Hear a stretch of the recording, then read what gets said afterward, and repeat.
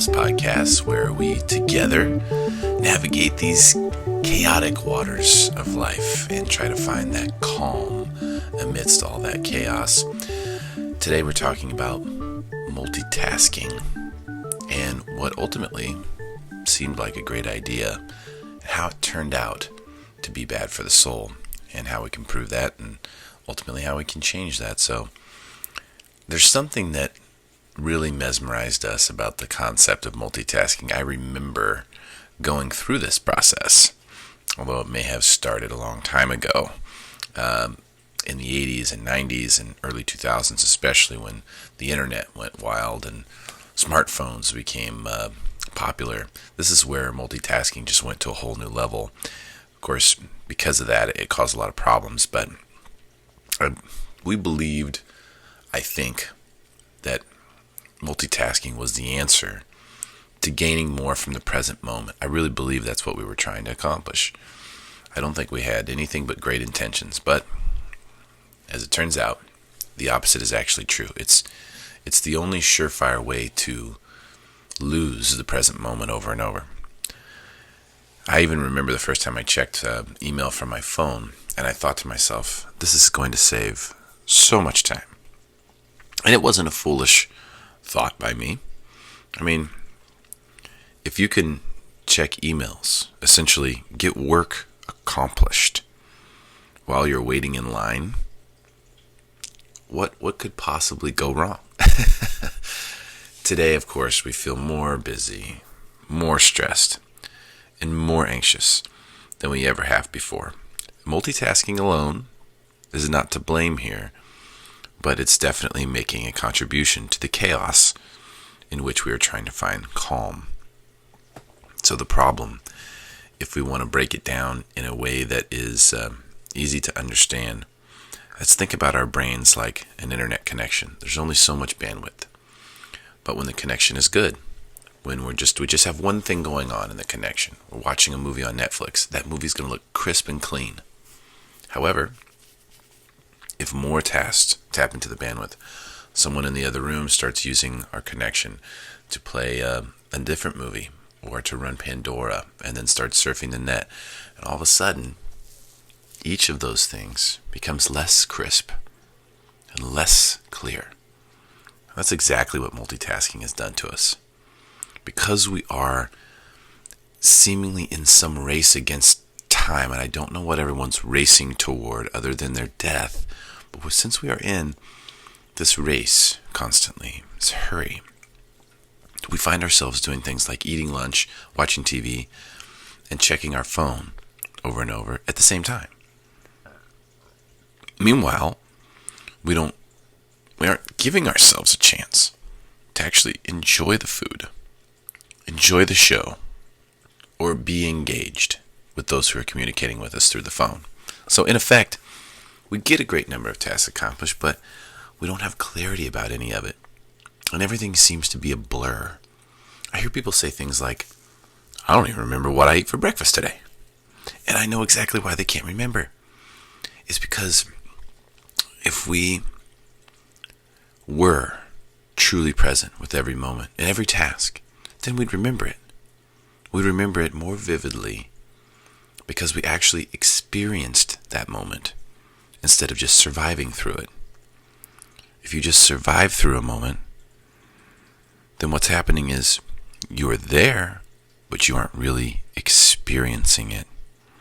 In order to experience that moment, you have to be truly present. Just like me speaking right now. If I'm fully present right here, I'll remember the details of recording this podcast.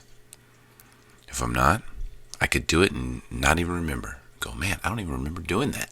Yet here I would be able to listen to it.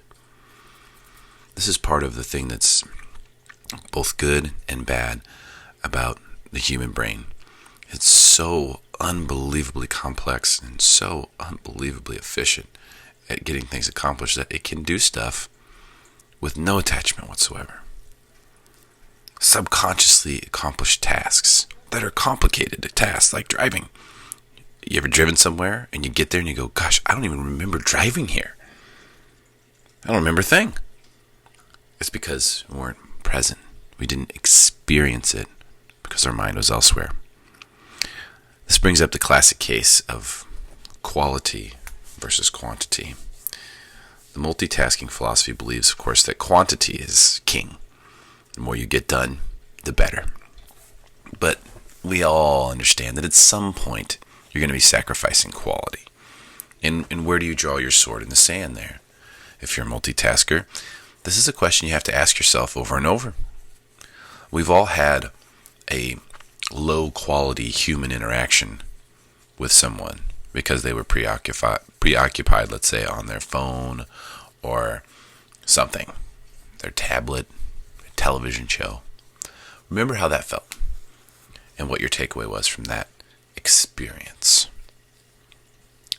The fallout here is all related to our internal dialogue, because when we jump through all the hoops of multitasking, going from one action to the next, there's a big price to pay with our internal dialogue.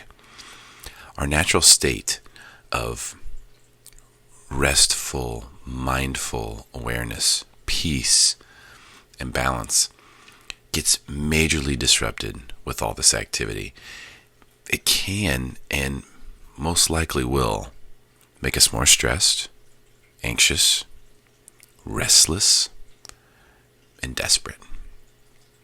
Imagine those moments when you keep checking your phone, you keep refreshing or dragging it down to, see, hey, do I have a new email? Do I have a new text?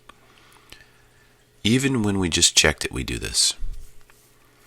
That is a perfect example of when we have become tethered to the tools of multitasking. And it can happen very easily. It's not good. Moment by moment, this draws us away from our true self. So as each one of these moments where we are tethered to the tools of multitasking goes by, it draws us away from our true self or our soul.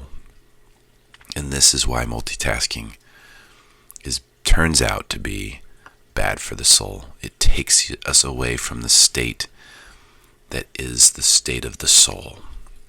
So the solution here, the only way to avoid this trap, is to practice monotasking. There was a great TED Talk on the subject. I'm going to put it at the bottom of the blog post. And it's on monotasking. And it's really, really interesting. It was the first time I've heard the subject, and it was years ago. And monotasking is the idea of focusing on just one task at a time.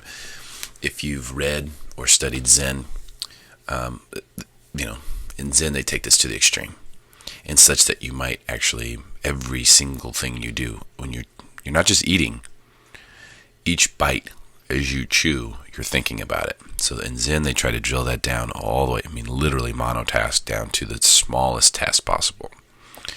Or if you're walking, you would think about each step as you make it. You wouldn't take it for granted. You take it slowly and deliberately, and you'd pay attention to it. That's Zen. I don't go that far with it, but I'm not a Zen master. You can understand why it fits with Zen. There's no way to be more present than focusing on each task you're doing 100%. I use a simpler version where I will try to just eat when I'm eating, or just listen to music when I want to hear music, or just write when I want to write, nothing in the background, or just watch a show when I want to watch a show.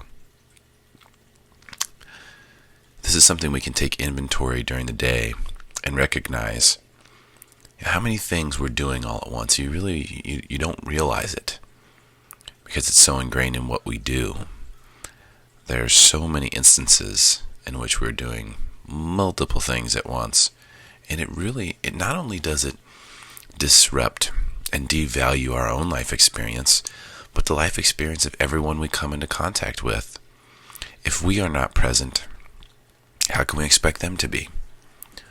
So, breaking this down to individual tasks, this experience of life, seems to not only be better for our minds, but for our soul and the souls of those around us. So check out the TED Talks video on monotasking below. It's really, really cool. Happy meditating. I really hope it helps. Namaste.